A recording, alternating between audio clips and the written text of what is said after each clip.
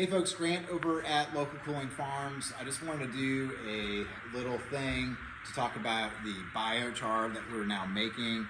We have been sourcing the biochar the past year from an outside source, but because we're in the recycling, reusing, composting business, we kept having a problem of a number of wooden pallets that have been building up here at the farm. And so we decided to start also recycling the pallets that we tend to build up on and turn them into our own charcoal, and then activate them and turn them into the biochar. So this is the first mixing of activating our char, making it into a biochar that we're doing. I just want to bring you guys along for the ride and show you what we're doing. What we're going to be doing, this is what we've been doing now for a while, is that we get our crab compost. You can see this is remnant crab shell. So it's all the shell. So we're going to get this finished compost product.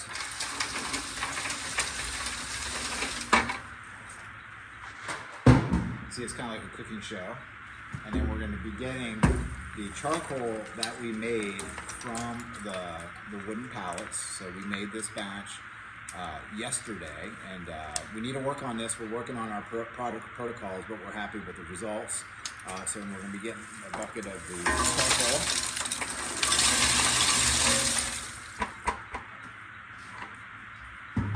And then we're going to be adding in the dried molasses product. The reason that we're putting molasses in, of course, it's got an NPK value to it, a nutrient value to it, but we wanted to introduce this carbohydrate into this to really get the microbes in the crab shell compost going, so that way they start populating the charcoal to make sure that we're getting a good activated biochar going on. So we got our molasses, put it in there, and this is just a little baby batch that we're doing based upon the amount of charcoal that we made yesterday. So this is more crab compost, and then more charcoal. Some more charcoal.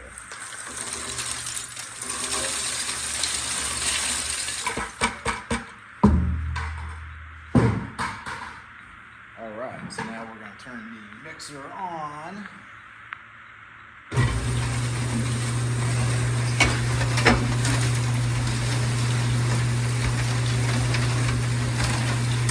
All right, so this is a bin that we're going to discharge the activated biochar into.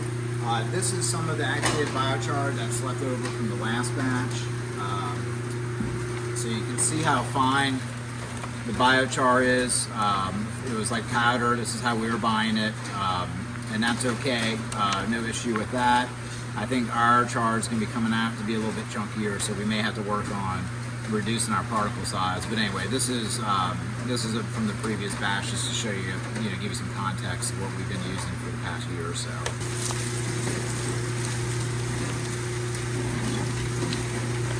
This is what it came out to look like. I was kind of hoping that these bigger pieces of charcoal were going to break up a little bit more, and I still don't know how I feel about that.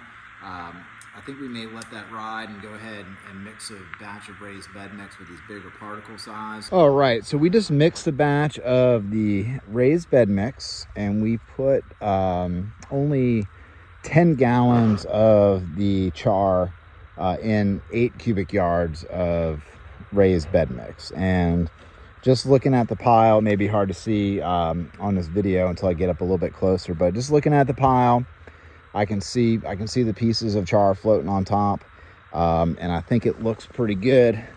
I think it mixes right in. Here's a piece that's just floating on top, and as moisture hits this, and as this material is gardened, it's gonna break apart, really, I think fairly quickly for folks. All right, y'all have a good one.